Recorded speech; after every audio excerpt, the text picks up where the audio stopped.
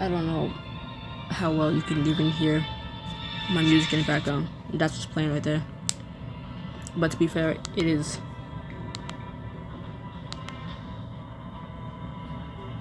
It's on my TV, and I'm not next my TV. Because I don't want to be too loud and chill. Photograph isn't really a loud song, so whatever. Now the next song might be, I don't know, Eminem or Pitbull or something that's loud. And like last time, I have a Monster Energy with me, so if I get delirious, ignore that. Chapter 10, Deep Below. You know, I started reading this in my delirious state, and I realized that this isn't the chapter I wanted to read. And I was trying to read the next chapter of AME, so I just like I just scrapped this and was like, restart it. Read that instead, and now here we are. And I got like 4 minutes into recording AME before saying, nah, let me do this. You and your party are trapped in the crypts beneath Ceradon, and the dead have risen all around you. You consider this a regular amount of haunted? I may have understated things. You think? There's only a handful of ancients in there. Ancients? Ancestors. Dead. You know. Well, I mean, they're supposed to be dead. But the point is, they're old. We can take them. Damn right we can. The mic is clipped to my shirt, and I'm trying not to, like, rub my chin into it by accident or brush my drink up against it. I'm not used to being hands-free again. Until draws her axes, as Petra flings out a hand. The ancient is suddenly lifted off his feet and smashed into the wall by some kind of invisible force. Which means I got one hand to hold my drink and drink it. Was that magic? And another hand. Obviously. But why is it... Can we talk about this later? And another hand to lift this and pour water into while reading at the same time. As the others leap into the fray, you rush at the nearest ancient. It lunges at you as it lets out a terrifying shriek.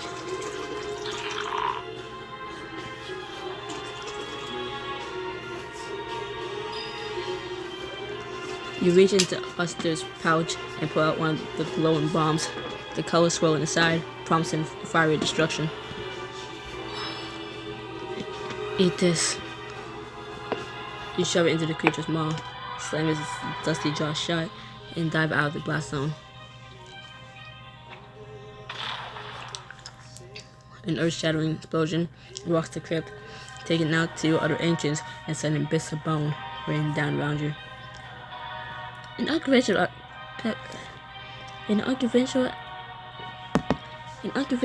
application, but I think Uster will understand. I could use a hand over here.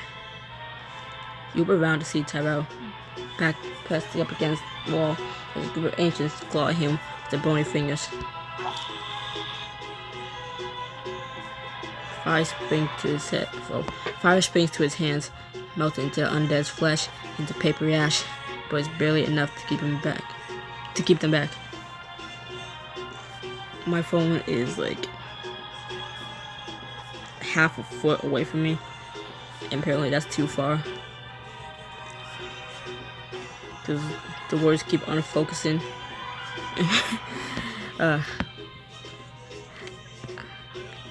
I either really desperately need to get new glasses or desperately need to find my old glasses. Because the only part broken about them is like the arm, you know, the part that goes on your ears.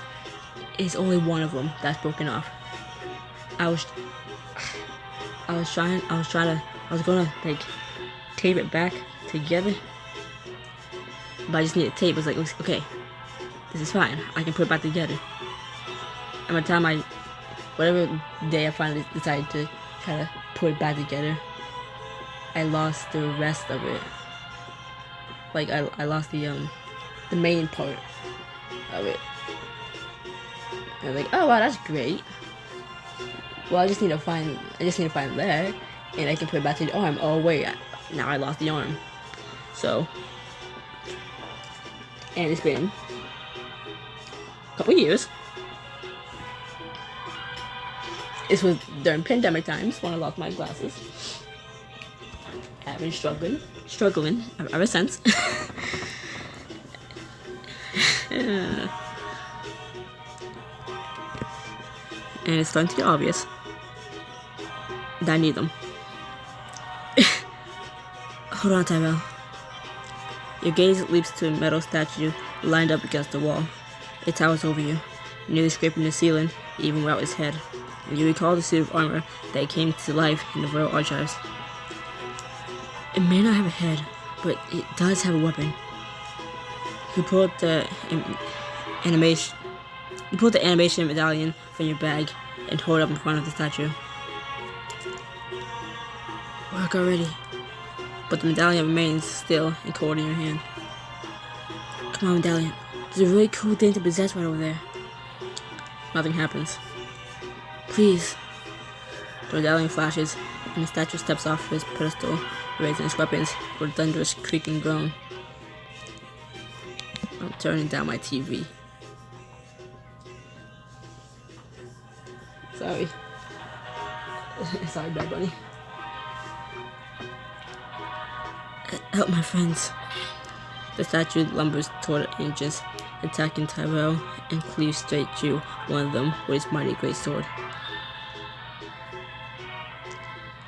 It strikes the rest of the undead surrounding Tyrell, cutting them down with brutal ease.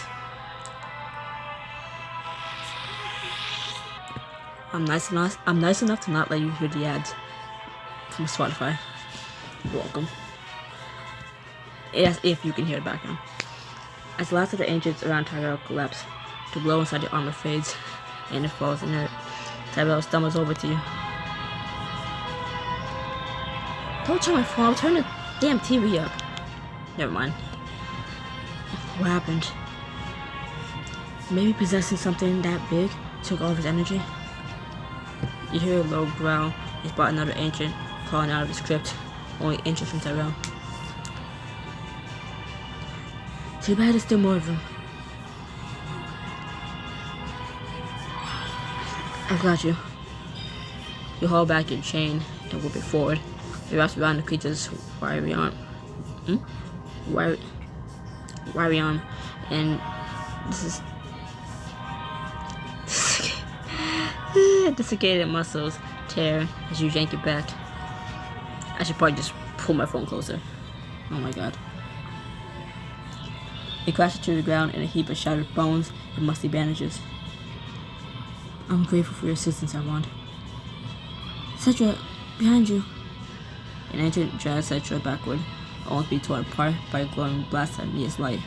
Cetra shields her eyes, wincing. Whoa, you just made light. How? But then a fresh wave of undead is pouring in from nearby passageways, closing in around you. Whoever or whatever has caused this has no respect for the dead. Listen, I'm not feeling very respectful right now either. They want us dead. Perhaps they're just inviting us to join them.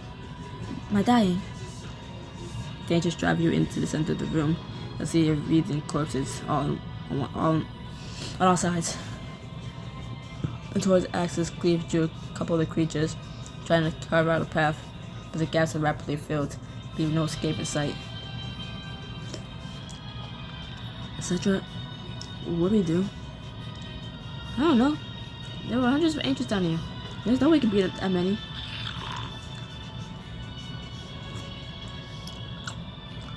One lunges at you, its bony fingers digging into your arm. You shove it away, only for another to spring at you, jaw snapping. This is bad. I know what to do. Now dodge forward into the crowd of undead. He weaves through them only to slam his body into a stone column in the middle of the chaos. What are you... He pulls back and rams his shoulder into it again. This time the ceiling above him cracks and gives a violent shudder. Now, get out of there. The ceiling's about to collapse. That's the point. Alright, I put the mic back in my hair. But yeah, I was gonna say, I think that's what he's trying to do, Tyrell. With one final slam, the cracked splinters spreading out through the entire room. The pieces above the mouth stay locked into place, but the rest... Look out! Colossal chunks of rubble and rock tumble down around you, slamming to the ground with devastating force. I got you. The door grabs a massive stone door to one of the dwarven vaults, shouts it into the air for the rest of you to shelter beneath. Her knuckles straighten and she grits her teeth. Before Nia can duck beneath it, a large chunk of rocks smashes into her head. Nia. She staggers back, clutching the wound, as blood seeps from between her fingers and shadow begins to creep into her eyes. Oh. You rush to her side without thinking, shielding her from the view of the rest of the party as the breeze falls all around you. Yeah. Come back to me. You cup her face and lean close, pressing your forehead to hers. Let me go. Sorry. Let me go. I'll kill you. You won't. I know you won't. Come back to me, Nia. I'm here. I'll always be here. Slowly, the darkness seems to fade from her. She shudders, collapses into your embrace, hiding her face briefly against your shoulder. Thank you. I thought I was alone. Never. Never again. The dust around you settles, while the rubble did bury some of the engines, there's still more left. I'm trying to stay quiet so I can hear the song more. Panic. I got balls and letter. But it goes and skins. You know this is a bender. You barely have time to help Nia to her feet before the ancient is on top of you. His jaw snapping closed, edging from your face. Six, running. Yes, it's penny. Penny. Samba. Penny.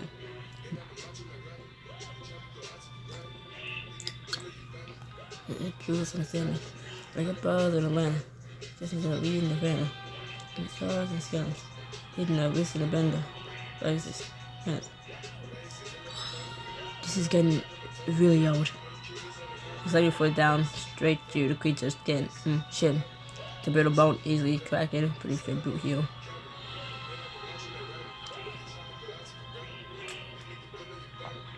Curious understand.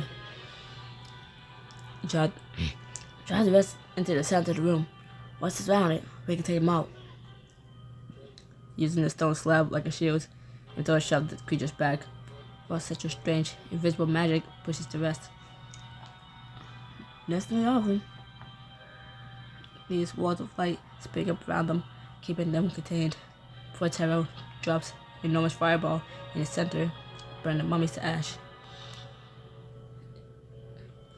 Yeah, I just woke up from a dream. You stand frozen, listen for any sign of more undead. Where everything remains quiet, you all gratefully sink to the ground. I'm sorry. I probably should have warned you, but that's where you wouldn't come if you knew.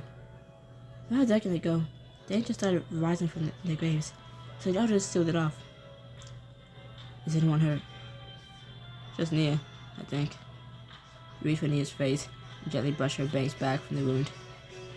As if last night, if the world was ending, I wanna be next to you. That was nasty. Hold still, and I'll just... Remember what Nia taught you.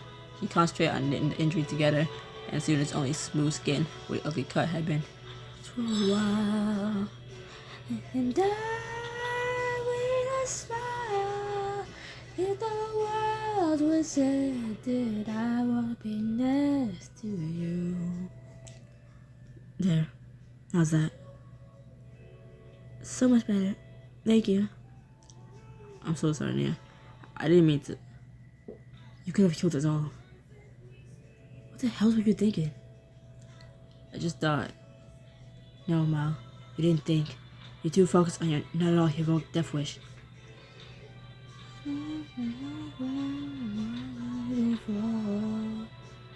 Wherever you go, that's where I'll follow. Nobody's promised tomorrow. Look, I know I was having big feelings right now, but any chance we could, do this after we recover from nearly dying? You guys can rest, but I forgot to barge into the wild mummies. We're gonna check out the nearby rooms for stragglers. How come? I know it's dangerous, but I want to see more of this place. It's even older than Undermount. Yeah, you just got hurt. You should be rested. I'm fine. You healed me. But if you're really not worried, you can always come with.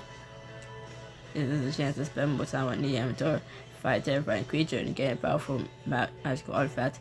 The only thing I don't like about these tutorials for these side quest things is that it kinda spoils what's gonna happen. We got 4 minutes into America's Most Eligible, and saw the outfit that was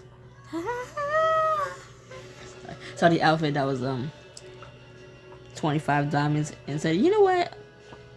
I don't really like reading this book right now. Don't get me wrong, I like the book. Just I rather read this chapter that I already started the other day. So here I am. That was 25 diamonds for an outfit. The side quest was 5 diamonds cheaper, so I made a good choice. You walk into the next room with Nia and Tora. There's no movement, just a tomb filled with dead, dry flowers and clay pots. These must be offerings, little gifts to those who have passed on. Though it looks like it's been a long time since anyone was able to come here, if those flowers are anything to go by. Central did say this place had been sealed up for a decade. Do you think all the people buried in this room are related, or? I'm not sure. Normally I expect to see names in each of the tombs, but draw blank. No runes of protection, nothing. Are people expected to memorize where their loved ones are buried then? It might also be that after the burial, people don't come to visit at all. His offerings are just from the original ceremony. This is all very weird. She pokes at an ornate gold censer, which turns out to be filled with coins and shiny polished bits of crystal. I don't get it. Why do anyone be trapped underground after they die? And with all this stuff, no less. I mean, it's not like you have to take it with you. They may believe they can take it with them in Torah. Offerings are just a way of honoring the dead. Wait, gold? Money is important to the living. Giving up for the dead is basically just saying that person is more important than that. Always gives gold to the ocean, after all. That's different. She can give it back whatever she wants.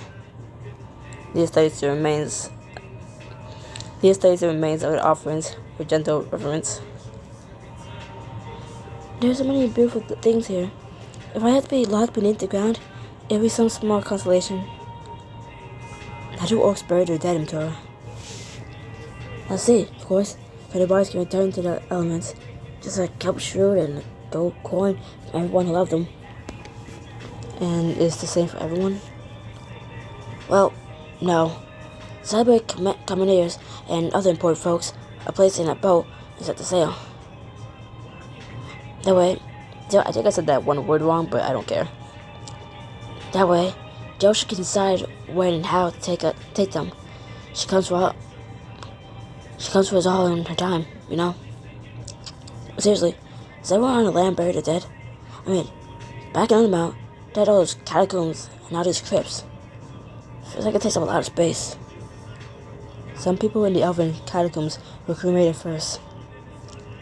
That's very common to followers of the light. We we view it as a way of returning to where we came from. I've been seeing ceremonies that considered. I've been seeing ceremonies that consisted of cremation, followed by a scattering of ashes at a favorite or sacred place. That sounds kind of similar to what the orcs do, or has the same outcome, like you said, Untora. Thank you all for coming now. It's just so loud. Okay, go look at the crowd. What's down? Baby, what I'm seeing. Daddy, is me. Help, mommy. Her wrists are bleeding. Baby, where was Sweden? How did you get to Sweden? I followed you, Daddy. You said you're not to be dead. It's not, baby. Mommy said, I bought you this coin. It says #1 dead. Yes, I just wanted to give you this coin. Boy, fine. Me and mommy are gone. But baby, wait. It's too late, Dad. You made your choice. Now go out there and show them that you love them more than us. That's what you want. Fuck it. I should just keep screaming your name. It's the one you can go to sleep. Just take another pill. Yeah, bet you will. You rap about it. Yeah, word. Keep it real. In applause. All this time I couldn't see. How could it be that the curtains are closing on me? Around, take a gun on the ground and cock it. Hurts my brain, start shading and cock it. Blast it. I don't know, I forgot the word. It's censored it out. So I kind of got the words. He just smiles and winks at little sister. I was just to say that I'm gonna just carry on, no more to rejoice. Every time you hear the sound of my voice, just know that looking down, just smiling. And I didn't feel the things, baby, don't feel no pain, just smile back. And when I'm gone, just carry on, no more to rejoice. Every time you hear the sound of my voice, just know that I'm looking down, just smiling. And I didn't feel a thing, so baby, don't feel no pain, just smile back. I always started singing it because that song, especially that part, just like, not that part specifically, but you know,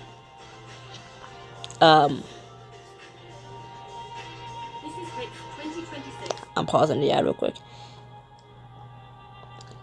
Which would you prefer, Elrond? It is, it felt relevant. When I'm gone, just carry on, don't mourn and rejoice, while we're talking about,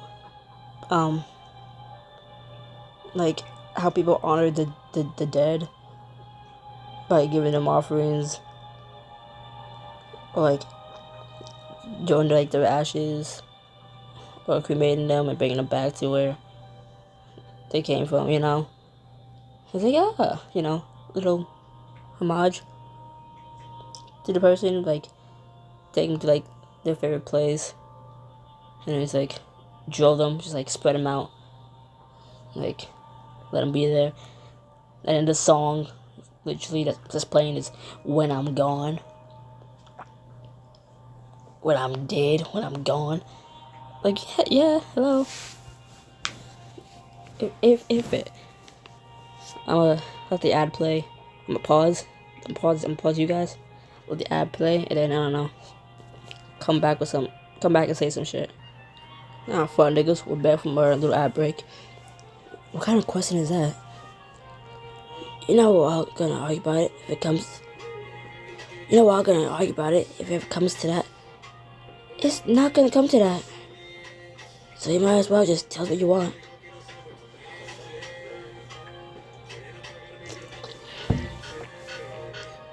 I guess I choose cremation.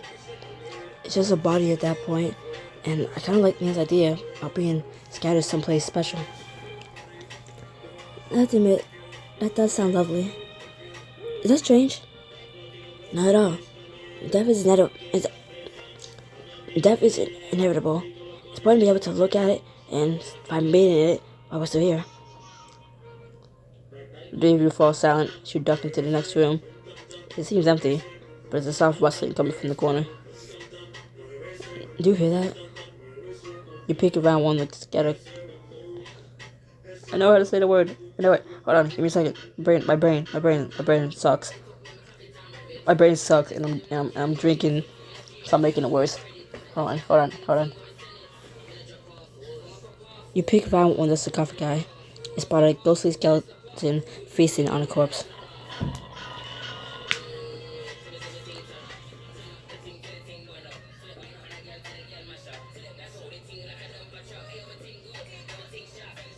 Who thought it was a good idea to have my music play in the background while I read?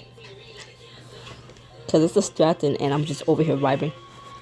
Blood drips from his mouth to stain his bony chest, and your stomach turns, takes another bite of his meal. That's a devourer. Why do Morellians have to name everything so literally? They conjugate in places where there are a lot of dead bodies, like cemeteries or battlefields. He must have wandered in and gotten trapped. Though certainly doesn't seem too upset about that. And this place is like an all-you-can-eat buffet. We better take it out. The last thing we need is that thing sneak up behind us. You get around the corner of the tomb, moving quietly. Ahead of you, the devourer stops eating and sniffs the air.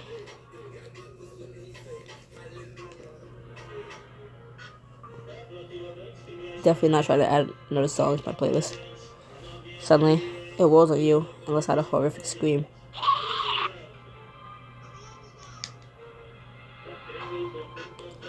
It drives. It dives directly at you, its blood-stained teeth gnashing as its claws tear at your clothes.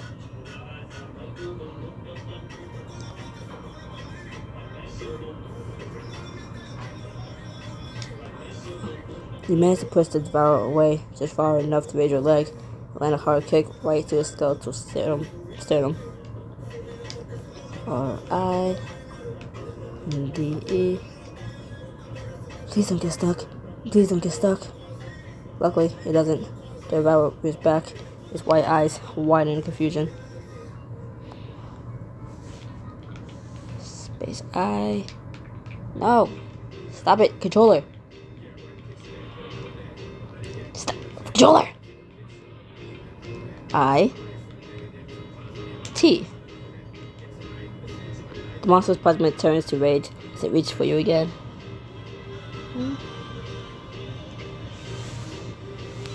Only to be immediately hit by a blast of light magic, followed by a flurry of brutal swings from towards hand axes. How's that, you bony bastard? But the creature is unfazed and undamaged. Okay, that's not normal. Is it healing? No, there's no slashes, no burns. We can get close, even touch it, but we can't hurt it. She circles the creature, just barely dodging its withered grasp when it lunges for her. I can feel something magical emanating from inside it. I just can't tell where. Let me give you a hand. Endora rushes in and grabs it from behind, pinning his arms at his sides while he dresses against her. There, the pendant lodged in his ribcage. Bottom of the night, darling. A moment later, you see it, a bright blue gem in a gold setting. It pulses with magic that ebbs and flows like a heartbeat. We have to get that pendant out of his body.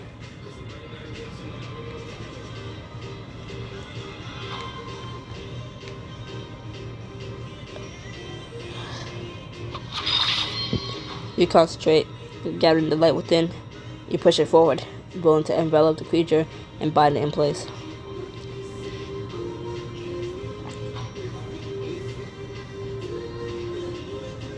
It freezes in place, its features twisted in silent shock. Now, Endora. She raises an axe and cleaves the pendant from the creature's ribs. You reach out as it falls, and the pendant drops into your hands. The moment the pendant is freed, Endora rears back and delivers the killing blow. His skull flies off and hits the wall, while the rest of his body crumbles to the ground in pieces.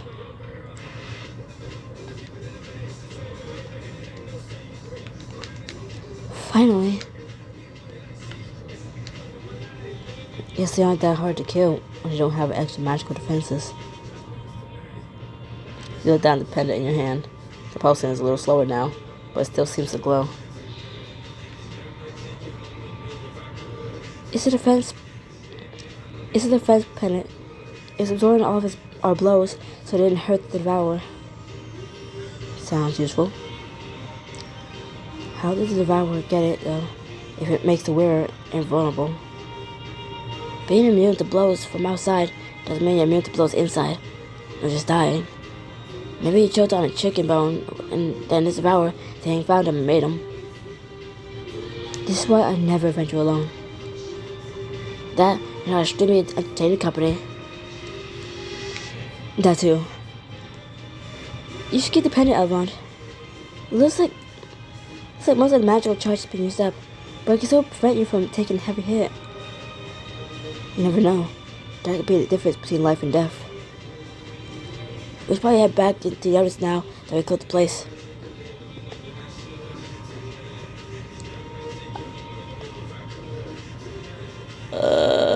Not if you're a Tyrell, so I don't care. Do you have a moment, Dora? I tapped it. You gotta let that. Once again, I'm like leaving the to like go on ahead.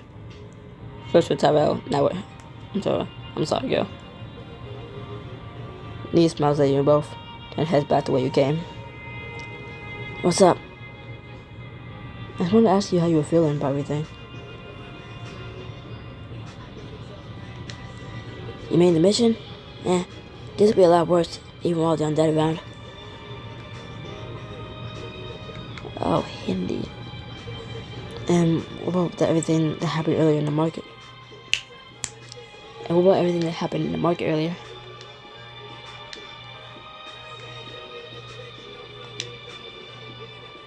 And what about everything that happened at the market earlier? I still feel frustrated. But at least down here, there's plenty of things to hit to keep me busy. Isn't that kind of a double-edged sword, though? I know you were worried that was all you were good at. And I never did nothing for you. These hoes ain't loyal. These hoes ain't loyal. Don't have to worry about that sort of thing when you're in the middle of a fight. Well, if you want to talk more about it, I'm here for you. As you keep reminding me, you gotta drill into your head somehow. Was there anything else you needed before you headed back? I want to say no to a kiss. She saw closer, running one hand up your arm. Good to know. But would you say yes to it? That's the real question. Yes. Your lips meet softly at first. She kisses you carefully. Then you sink your teeth in her lower lip with a growl. Hold on. And Doris smirks. She backs you up into one of the sarcophagi, the carved stone digging into your skin. And with that, she's flushed against you, her strong hands gripping your thighs as she captures your mouth with hers. I'm so close to like switching from Tyrell to Mtora because I'm picturing that scene, because we are smaller than her. So I'm just imagining this tall, is a big, muscular woman. It's really big, imposing, you know, big old bicep, imposing frame. Sexy looking green woman pushing us up against a wall. Hell lifted us into the air as she pushed us into the wall and having her way with us. She's starting to sound more and more appealing. And I'm getting so close. I mean, I'm sticking with Tyrell, Drew, and Drew, but at the same time, it's like, hey, Victoria, you can't keep doing this to me, but, like, I don't know, you, I'm just sometimes, I don't know, carry me around on your shoulders, like, just pick me up and, like, sling me over your shoulder, please. And then I just like, nestled in between her biceps, like, yeah. She just keeps me held up in her arm. So her arms like flexing with me in them. She's just carrying around. I just like always constantly feel that it's constantly always feeling that those biceps.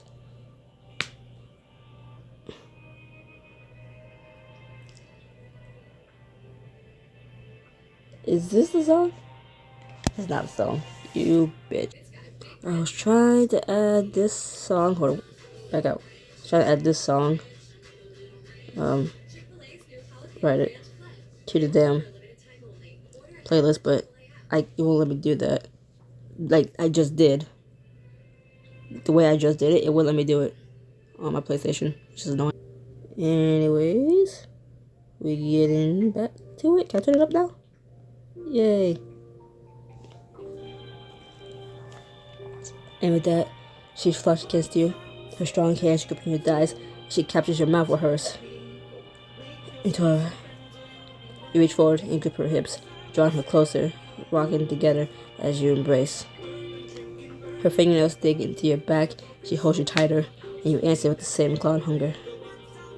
Around. She nips and tugs at you, the sharp sensation of her tusk along your lips, driving your desire even higher. By the time the kiss ends, is it getting hotter in here? It can stand to get a little hotter. This place is freezing. She laughs and grips your hand, tugging away from the stone and into her arms. Well then, say this is another service I provide. See? You're good at a lot of things. With you, it's easy. Or maybe I'm just easy for you. Together, you make your way back to meet up with Nia and the others. You gather yourselves and push deeper into the crypts, alert to the danger, more undead. You haven't told us why you want this emblem, etc., or why you need our help in the first place. Do the others not approve of anyone having such a powerful light artifact? There's a lot the others don't approve of. That still doesn't answer the question. Look, I'm not gonna use it to hurt anyone. The reason I need it isn't important. I don't know. I don't get myself drawn to prison over any old thing. Pulling out fun causes only. Or very expensive ones. We're risking our lives here helping you. The least you can do is tell us why. Satchel lets out a here. Satchel lets out a heavy sigh and stares at the ground. It's my grandmother. She's really sick. The light amulet down here should be powerful enough to heal her. The light amulet down here should be powerful enough to heal her.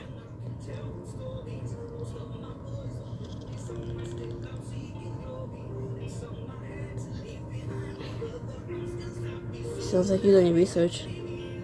Of course I have. I love studying magic anyway. But this? Said my grandmother? Just something I wouldn't do. My grandmother had been just barely holding on for so long. I wasn't even sure I'd make it down here. And then we end up in jail with you. This amulet has just been rotting down here, but the dead don't need it. The living do. I'm gonna guess the elders were a fan of you breaking and entering and grave robbing. The elders say the thing that I just sit by and watch as my grandmother dies. It always hurts to lose someone we love, etc. But death is a part of life. But it doesn't have to be right now. Now I can do something about it. I think it's very admirable that you are willing to risk so much for someone you love. But, your point. Why should treasure rot away in an abandoned cave? What good is it doing anyway down here? That was not the point, Mal.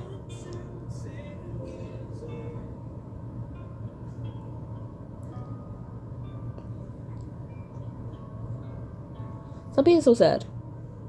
Intora. Mel, shut up. Really? Of course. I do whatever it took to save someone I love. Huh. I had so many people get in my way. I never actually thought anyone else would agree with me. I mean, sure. If they're fuck you. I mean, sure. If it's their time, then it's their time. But how else are we gonna... Oh my god. How else are we to know if that's true if we don't fight? I'm not just to let them go. You really do get it.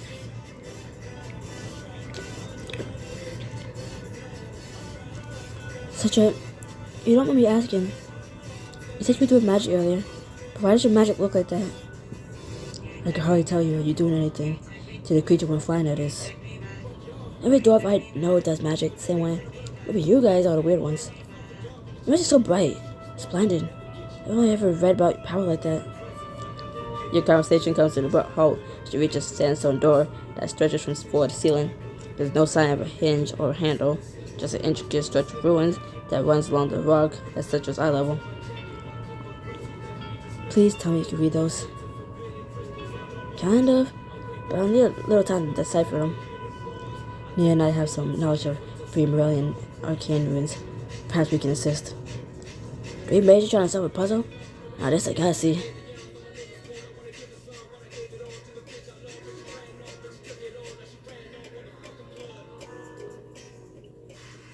The guy I'm listening to right now, I forget that he is mixed, so he is part black.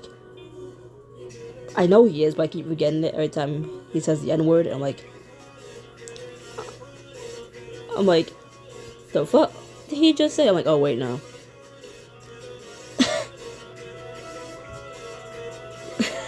like he looks Hispanic. The first song I ever heard of him, he was speaking Spanish. So then hear another one from him where he says that word. I'm like, wait. They're like, oh wait, never mind, he's mixed. Like I just did it now. It was like he just said like something about all his niggas have his back. I'm like, huh? Oh, never mind.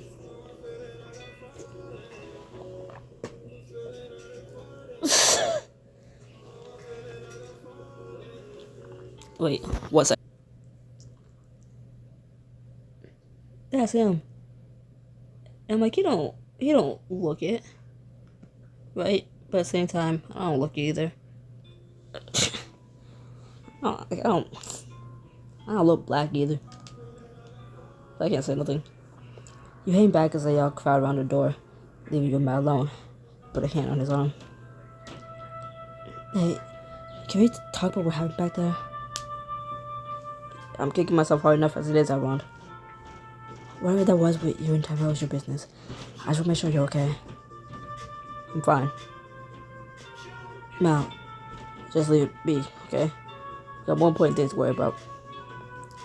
He stalks off, and aside, you wander on the edge of the room, tipping over rubble with your foot. Do you see something familiar? You crouch and clear away dust and pebbles to reveal a lore tablet.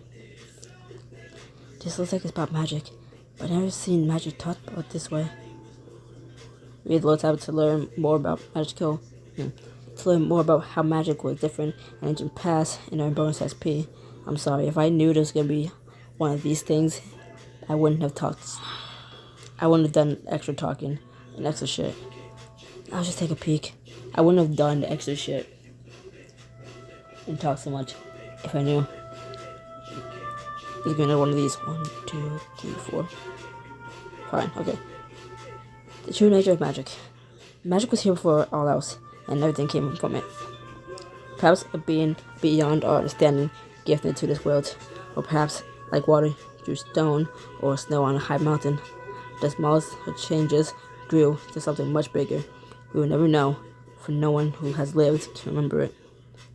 Magic is an agent of change in its presence, but little will remain the same as it once was. But many have feared magic because of this. Change is neither inherently good nor inherently evil. It simply is, and it's inevitable. However, few creatures are capable of comprehending nature of something so vast and powerful. Many have ascribed rules and properties to magic in an attempt to make it easier to understand. In doing so, they often limit magic's vast potential and miss its gravest dangers. Magic users in the past. The elves had long believed they were the first creatures made entirely of magic, but that's untrue. While the elves, now called the old gods, created them from the light, their very long predated elves, having come into being, magic first filled every corner of the world. The long-lived Fae sprang from the magic of nature itself, to protect and cultivate all living things in harmony with the elemental forces, the very essence of change, the eternal dance from life to death and back again. Magic is an innate part of them, as easy and as necessary as breathing. The Fae arose in a land far from the elves, old gods and their people, and as such, we do not know who came first or why. The way can be said of the dwarves who wandered above and beneath the red sands, while the Fae strode among the trees. The dwarves viewed magic as a tool, vital and endlessly useful, but dangerous if misused. Their aptitude for restorative magic is second to none, and there was a time when all the races could come to visit the great dwarven temples of healing, even the so-called old gods themselves.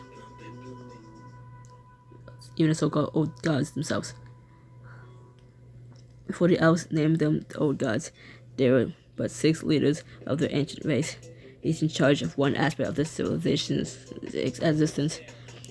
They knew the greatest. This was a long one. The fuck? This is the longest one. I don't like it.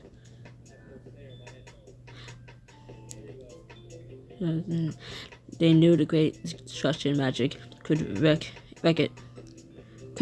if it was left wild and untamed, but knowing the dangers is not the same as prevented them. Magic uses in the present. Nearly every society holds magic up in high regard, but they pay their respects to it in different ways. The elves' relationship to the force of their creation is perhaps the most straightforward. They venerate and worship the light while vilifying shadow at every turn. They consider the slow depletion of the life force as a necessary part of their practice, a tribute to the gods who shaped them from light itself. Most humans view magic with great unease, perhaps because they are intimately aware of the effects of light magic as their much shorter lives. Perhaps because they were the only... The fuck? Spotify just skipped my song, but okay. Went from Eminem to Eminem, but still. Or perhaps because they were only provincial farmers when the elves ended the Great War was display of light magic so powerful that destroyed everything in its path from sea to forest to mountain. Humans believe mages are inherently dangerous, blessed by the light or powers that they must dedicate to its protection, or they'll inevitably descend into evil. Some may say that magic isn't common among the orcs, but there's an orc saying, "The wind only comes when called." That suggests that all orcs have some magic affinity, just not in the sense that light worshippers would understand. Among their own people, the orcs that outsiders will call mages are simply believed to be more skilled at conversing with their sacred forces, the ocean, the skies, the winds, and the moon. For like the ancient Fae, the orcs believe that no magic can occur without the element's permission. Magic's properties and dangers. What can be done with magic often comes down to the imagination of the person wielding it. Magic allows one to control and manipulate the elements of the world that already exists, as well as create and destroy elements of their own, conjuring these forces from nothing to heal or destroy. Creation was the focus of many ancient magic users, being able to breathe life to something entirely new. The elves were made in such a way, but they were not the only beings made by the old gods. The old gods are those who worship them, believe magic is inherently dangerous, for it can take your life force or corrupt your mind. But it's not always so. There was a time when all magic was in harmony, when using it was as simple and everyday as tilting a field or cooking a meal. Tilting a field or yeah. There were no ill side of There were no ill effects, no drain of life force due to the use of the light or slow rot of the mind and body brought on by a surplus of shadow. For light is nothing without darkness, and balance is the natural order of things. It's believed that some cataclysm fractured the nature of magic, causing these negative effects. The imbalance grows moment by moment, year by year, tearing this broken reality further and further apart. Chasm widens, and those who know such things fear that, in time, it will swallow all magic's sacred creations whole.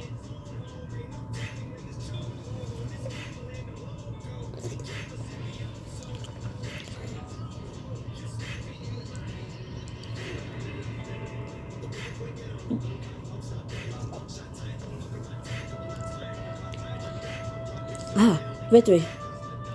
Turn to find a mammoth door swinging open. Just have to pair each room with its opposite according to Bendover's treatise on magic, then press on that one that remained. I have no idea what any of that means. For the record, neither do the rest of us. But it is very impressive that you know such text by heart, Cetra. Cetra grins at you as she steps through the doors, leading you deeper into the crypts. After weaving through a series of dark hallways, you finally come to a room where Cetra holds up a hand to stop all of you. Here's where we need to start being careful. This is where they lay to rest the most famous of our people. So it's just about traps. So many traps. She moved slowly. You creep forward carefully, testing the floor before each step and watching the walls. A few steps down the corridor, you see a small hole in the wall in front of it. Stop. What is it? Is it crazy that I started trying to listen to this artist just because she started appearing on my TikTok, and I would watch the entire thing every time she popped up, and it's like I don't know what she's saying, but she's hot. So I just started like watching very intently at everything. Like it's every time she came up on my For You page, I just stopped and watched the whole thing before carrying on. Still not knowing any of her songs or really know what she's saying. Like right now, I just added her to my Spotify playlist just because I'm like, well, she's hot, so I don't mind hearing her. I like looking at her, so I can listen to her.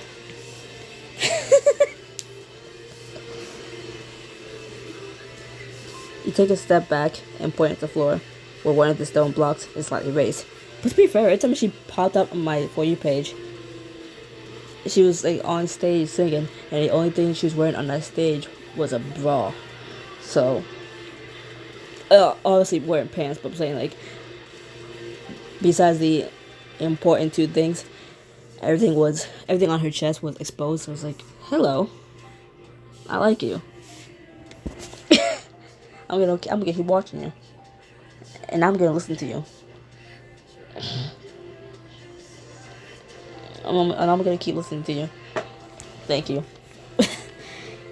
You take a step back and point at the floor. One of the stone blocks is slightly raised. No, stop on that. Ooh, pressure plate. Good catch, Elrond. Such a stupid name, Elrond. Who thought of that? Shut up. You creep forward, descending another flight of stairs and turning into another corridor. This one full of strange glowing crystals. Those crystals are emanating magic I never felt before. And a trap, I suspect. Likely triggered by anyone passing by who doesn't know how to disable them. Do you think you can disarm them now? Magic's not really my specialty, but a trap's a trap. Oh, we just set off intentionally so I can keep moving.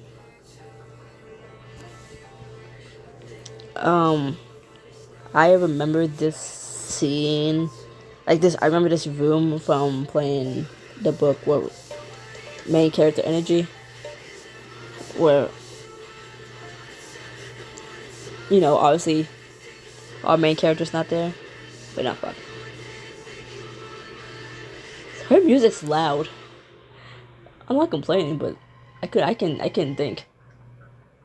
Okay, all right, now I can talk.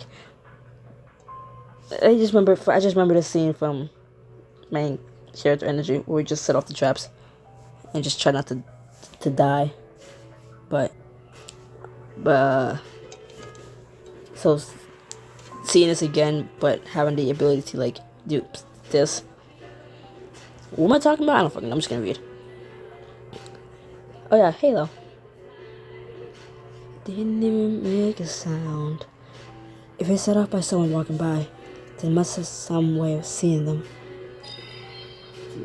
Digging into your pack, you pull out a piece of thick cloth and a pot of tar. Smear the cloth and tar, and then carefully approach the crystal. So his eyes should be right in the center, while the points come together. With a deep breath, you gently ease the cloth in front of the center point, press it down until it sticks to the crystal. Is it seriously that easy? Take a step back, and you wave your hand in front of the cloth, but finally step in front of it, but the crystal remains dormant. Apparently it was. Yeah, it was that easy to do what we just did. But in main character energy, because, the main character in this book, us, wasn't there in that book. So yeah. Well, almost an hour in, so I should probably just stop talking. Push it on. You begin to hear the quiet scraping of nails on stone walls with eerie groans. I'm sorry, Beyonce. I want to hear it. One more time. It sounds like it's saying, oh yeah. Anyways, carry on, Beyonce. Sorry. More undead. God forbid anything is easy. You step into a stunningly large chamber, dark sandstone, mausoleum, a brilliant golden emblem, a pedestal in the center of the room. I can't see it. All around, the ancients are struggling to free themselves from their stone tombs, forming toward the pedestal. I wonder if this is the light amulet doing it. I wonder if this is the light amulet's doing. Light magic cannot raise the dead, Nia. Light magic is meant to heal. That amulet is truly powerful. It could be healing the dead. All the more reason to get the thing out of the crypts. The question is how. You all look etc. Don't look at me. I'm actually an academic adventurer by Don't look at me. I'm actually an academic adventurer by necessity.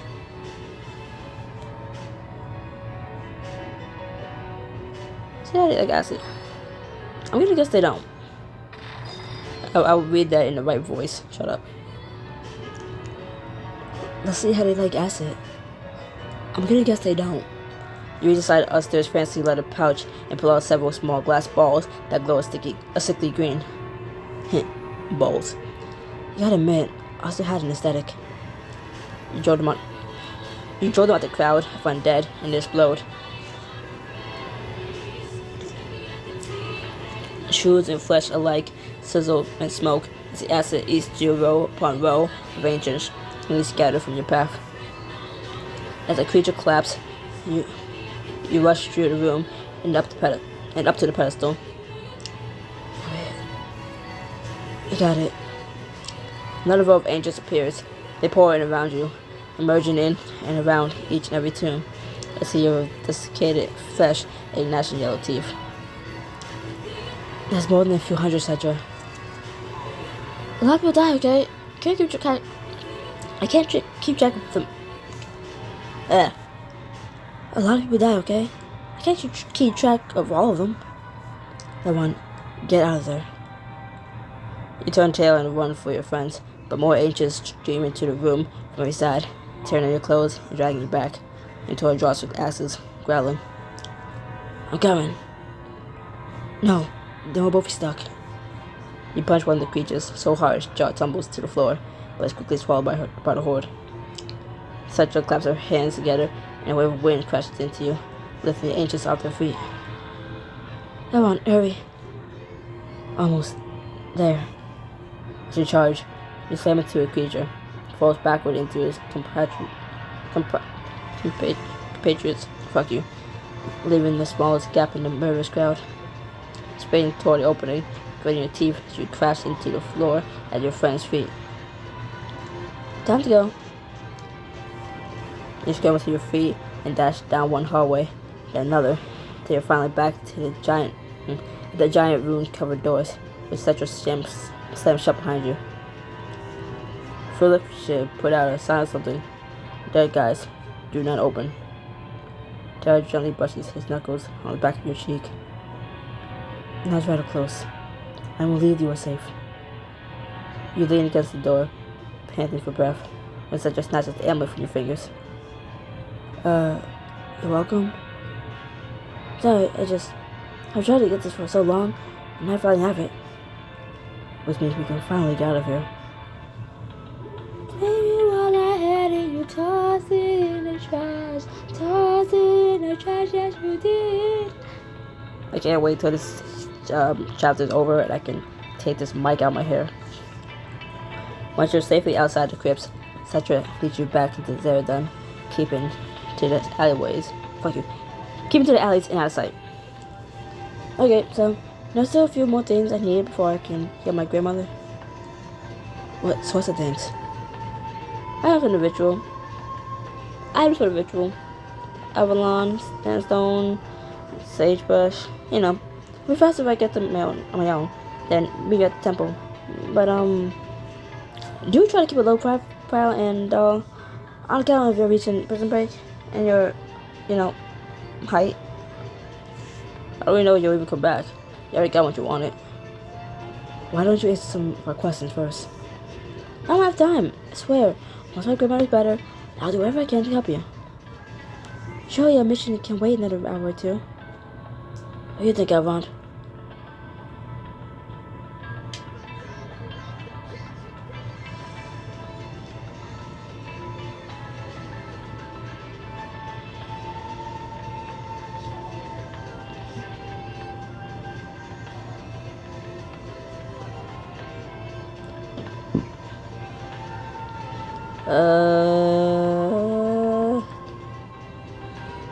Right.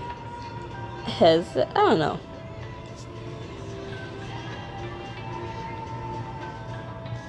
She helped us help her. I think we helped her a lot more than she helped us. But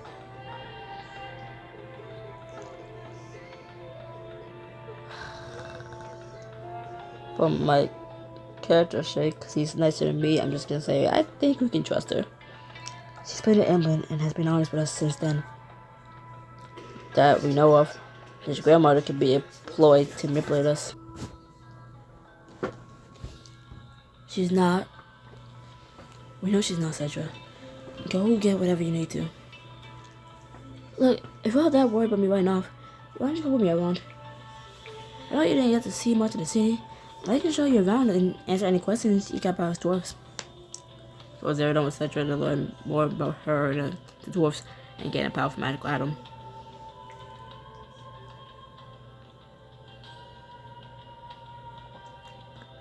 Okay, then let's get going. Let's say goodbye to the rest of your friends. Cedra leads you carefully through the streets and toward the market. So, tell me about Zeradun. Well, it used to be above ground. Fortune Metropolis, they called it. That was way before my time. Then they sank it under the sand, and well, here we are. You were hiding, weren't you? From the Temple of Light. Yes. Your elf friend seems to think they couldn't ever do anything wrong. But they did, Alvon. Why did they come after you in the first place? I get offended when they say elf boy or like, hey, that elf guy, elf friend. And it's like, I know they're talking about Tyrell. It's like, nigga, I'm an elf too. I'm an elf boy too. You guys talking like I ain't here too. I'm standing right next to Tyrell, holding his hand, and he can say, "Hey, elf boy," and like, I'm supposed to just not turn around when you call, like, oh yeah, right. I'm not elf boy. That's Tyrell. I'm elf boy too. I'm literally elf boy number 2. Though I think I'm number 1 because I was here first, so I think I should originally. I think I should be the original elf boy, but no. I'm not proud to tell you everything, but there are some rules in the culture that you're not gonna cross. It's just a story that can get a lot of people in trouble. You know that sounds super suspicious, right? I know. I understand. The others are very secretive too. Seems to be the norm in cultures who suffer a great loss. She lets out a mirthless laugh. Do me a favor and don't mention the elves in our temple. It's a little bit of a sore subject. Don't mention elves as I'm walking around as an elf. You know what? That's a long time ago. I was born and raised here, and I only ever seen the sun once or twice. Seriously? I love the moon though. I pretty much only visit the ruins at night. Because of that, not that I was supposed to, obviously. But one's ever stopped me. And how did you like the sun when you saw it?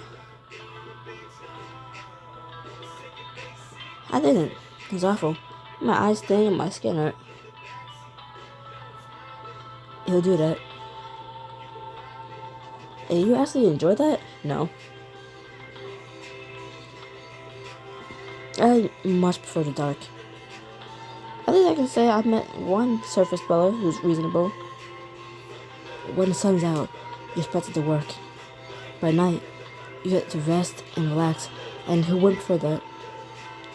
I'm starting to think you might be a bit for hidden as everyone. Whatever that is, I can't say it. Why, thank you. As you turn a corner, you take note of the unique way the building seemed to be carved into the cave wall itself. I've never seen it anywhere like this. I mean, on mine was underground too, but the style there is totally different. Yeah, I see some illuminated scrolls by Velen, the old elven capital. Yep, the golden city by the sea, but the architecture is really uniform, so we're playing it out. We take a different approach. Every building is completed by people who will be using it. Everyone covers a whole building. She nods, her eyes glinted in the firelight. If you want to build a new shop, you better find some people to work with you, or you'll be covering it all by yourself. I'm guessing it's the same way with homes. Oh, it's even bigger when an individual or a couple decide to carve out a new section of their cave for their home. Not that I really know what goes into it. I haven't done it yet. Why not? You're waiting to be someone special?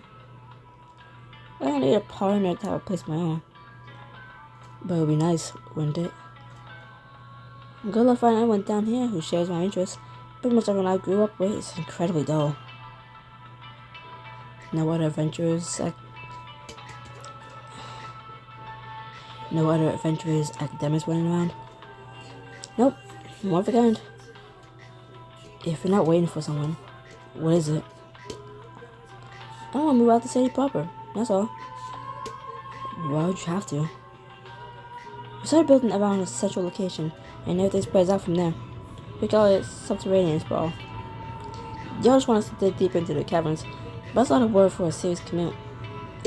My friend was around back when we first moved underground, so our home is in a prime spot close to everything. Cause on me, of one type of Ferrari. Girl, I love it when your body grinds on me. You know I love it when the music stops. Girl, strip that down for me. But, you finally reached the marketplace, but Cetra snatched up a couple of shawls so you can hide your faces. Wouldn't you get arrested again? We were so close, were we? Would it? That's not exactly going to disguise my height. I was going to reread what she said, but then I forgot because I already passed it. And I have like my memory only lasts for like 3 to 5 seconds, so that's not exactly going to disguise my height. No short elves, right? Nothing that short, but yes. Was it all tall dwarves? Fuck you. Well, they're all tall dwarves. Taste all kinds. She moves from stall to stall, buying dried herbs, strange stones, and vials of liquids you can't identify by sight. Your grandmother must mean a lot to you if you went to go this far to help her. She taught me everything I know about magic. You should have seen her when I made my first Iron Maiden. It was a wee thing, bigger than a doll, but she cut my favorite stew to celebrate. She was so proud. After a brief moment of hesitation, placed a hand on her shoulder. Is that what your grandmother did? Make machinery? No, pretty much all dwarves are artificers to some degree. She's an enchanter. She can use weapons, jewelry, and other things with magic. Once, the gentleman paid her to enhance his hat so that it would never come off his head. He must have been hiding a bow spot. I used to want to follow in her footsteps, but I come to realize I vastly prefer studying magic over practicing it. You sound like my brother Cade. He's fascinated by knowledge. Thinks the royal archives are the biggest adventure there is. I can't be cooped up like that. I need to be outside. Wait, hold up. Wait, no, I take it back. No, I don't. Wait, no, I take it back. You can't read books outside? You know what I mean. Moving, traveling, seeing everything the world has to offer, and actually experiencing it. I don't know. That sure sounds like learning to me. Hey, have you made it this far? Hello. Maybe before April, I don't know. Maybe around in April, I don't know. Since you seem to like your smut books, like The Nanny Affair and Surrender, there technically is one more book that is kind of like them. Kind of like those two. Whereas, like, it's a single love interest book where, like, a CEO or a billionaire, can't really remember. She's a billionaire. Not she, sorry. It is a billionaire. It is called The Billionaire Baby. And I don't mind reading it for the rated M scenes.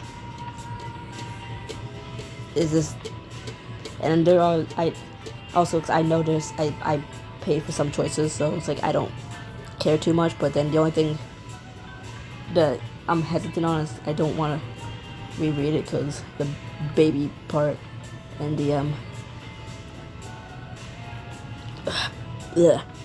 like pregnancy shit, because no, you don't know, but throughout that book you see the progress of your character's belly, and that and talking about it is my least favorite subject, but it is another smutty book. I don't mind rereading it for the smut. It's just the pregnancy and the baby stuff is the only thing stop me from reading it. But maybe after, like, when we get to April, when I'm done with most likely this book, like before like I get to like book 3 of this book, I might start reading that one, which means I'll be doing 3 books again. But hey, I'm willing. Don't hold me to it. So I can't even talk about it without doing that. So if I can even like read it without eye rolling or like gagging, is gonna I don't know. An item on a sideboard at one of the stalls catches your eye. It's a bright red gem, strung on cord and secure gold wire, and it glows. What's that? This is their specialty. A dwarven ember. What's it do? Makes a fire that can't be doused by normal means. You can't smother or quench it. He'll even burn in the water. That'd be pretty handy in a fight, or if it get caught in the rain.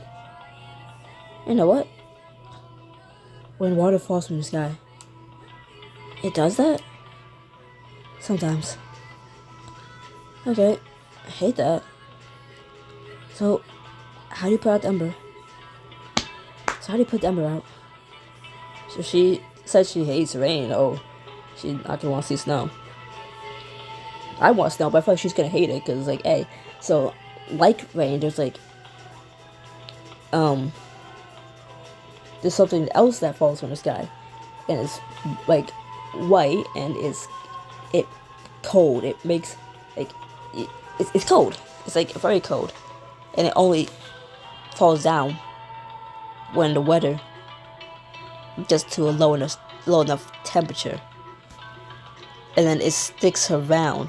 Unlike the rain, which just flows away, gets drained, whatever, at least puddles, whatever that's in there. Snow, sometimes, it lingers, and it's like a flurry of it, and it's like, just piles up. You have to trudge through it, and, you can make, like, you can build little, snow dwarfs with them, make, snow dwarfs in them, sorry. Build a snow dwarf, like a snowman, or snow angels. It's like,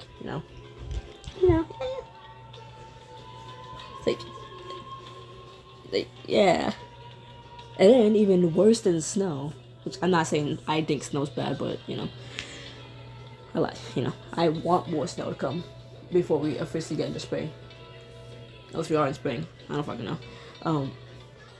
Even worse than both of those things is this thing called hail. Not hell, no, not hell, hail. And it's like balls of ice that come down from the sky. Like they can be as big as I can't say golf balls because I don't think they have like golf balls in this universe. They're like the size of like small magic orbs, right? Those little magic orbs we have. Yeah, they're about that big, and they're made of ice, and they just rain down from the sky like hard. Yeah. No, it's rare, but like, yeah. Tell her about that, and then tell her about lightning and thunder. Both those things that could sometimes happen when it rains. Tell her about that. I want to get her reaction from that. Like, you have not seen nothing yet. You think rain is bad? Oh,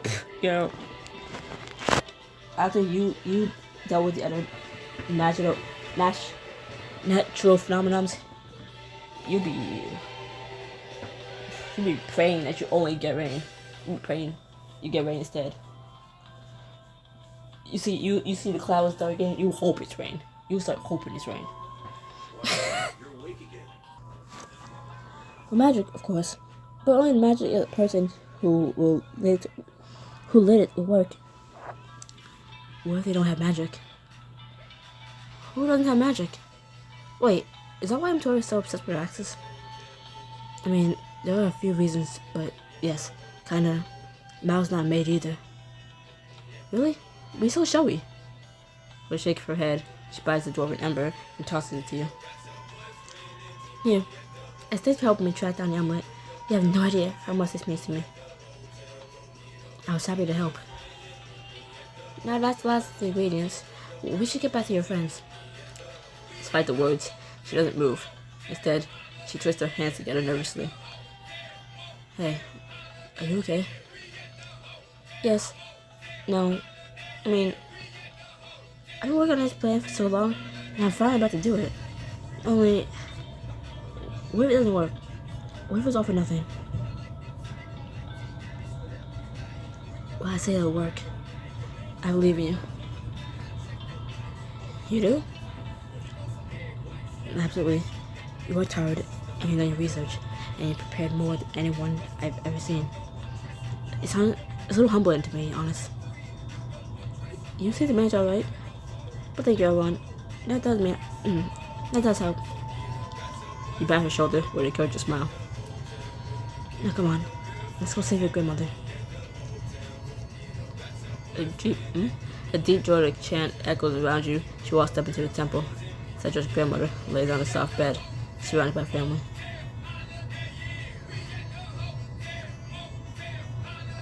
She looks really sick. Not for long. Beside you, Nia gasp. So, are they? They are. What? What's wrong? They're using their own life force to sustain her. You look over the rest of Cetra's family, but all you see is that each of them has their eyes shut in concentration. But how can you tell? I don't see anything. It's like the magic Cetra was doing. You can't see it, but you can feel it in the air. They keep at it like that, they lose years off their lives, even decades. What are you talking about? Cetra eyes the three of you with irritation, then shakes her head. Never mind, doesn't matter. The amulet will heal her, and then she won't need constant tending anymore. Everything will be fine. Cetra approaches her grandmother, kneeling down beside her and stroking her forehead. It's me, Grandma. I can't help you. Sure. Don't worry. It won't be long now. Quickly, she lays the amulet on her grandmother's chest, placing the other objects she brought around a woman's head and shoulders. This man was time. I'm too frightened to some. At first, nothing. But then, the amulet begins to glow, and Cedra's grandmother stirs. She opens her eyes, the color returning to her face. Cedra, is that you? I'm right here. I got you. Is it working? Yes. She's absorbing the light magic from the amulet. She's absorbing a lot of it. Your heart begins to pound, and you find your body tensing up. I think I like it. I think something's wrong. Watching Cetra's grandmother, you can see the light blaze inside of her. Bright. Far too bright. That's too much magic for any one person to... Your words are cut off by a gurgling noise from the old woman. The sound of something inside her tearing free. Her eyes roll back in her head, and her entire body begins to go and twist, to mutate.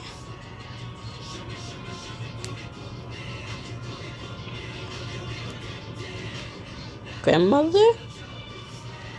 Gasping cries rise from the rest of Cedra's family, and they take off running, but Cedra resists her attempts to pull her away. Grandmother, no, this isn't right. I don't understand. The 6 of you are left alone with the thing that used to be Cedra's grandmother. He rises from the bed, locks his eyes on you, and lets out a horrific shriek. I miss hearing this song. No more drama, here we go out. I used to do it a lot on Just Dance. Kick It from NCT 127. The 6-year-old read it. Just checking. Grandmother, please. I don't think that's your grandma anymore. Bye.